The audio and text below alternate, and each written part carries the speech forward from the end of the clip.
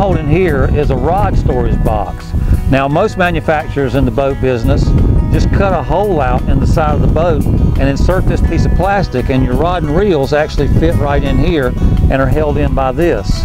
Now this piece of plastic works fine, but it's not the way that Mike at Pioneer wants to do it. He hates the word plastic. So anytime he can use fiberglass in corners that turn and add strength to the boat, that's what he's going to do. What most people do is they mold the boat with a straight wall. They come back with a jigsaw or a sawzall and they cut a hole in the side of the boat, and they use either a plastic or acrylic insert that they put in that wall.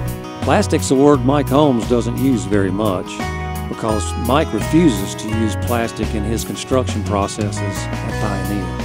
Our rod holders are integrated into the deck, and it actually is a lot stronger, and there's no seam showing, and this is a lot better. And you got more room for your rods too. Instead of having cheap plastic, I don't like putting plastic on the boat, so anywhere I can get away without using plastic, I do fiberglass.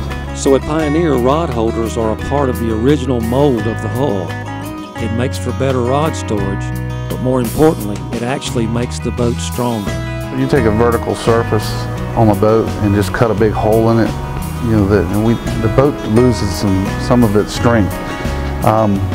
It works, it's worked for them, but we do it because it adds a mechanical advantage to the boat. It stiffens the boat, and the other thing it does, it gives you a lot more room. You're able to utilize whatever space is in between the hull and deck. You're able to take that rod locker all the way to the outer wall, and you're allowed to put a tow rail, something very useful when you're landing a fish. It may not be production friendly, but the folks at Pioneer feel it's just the right way to do it.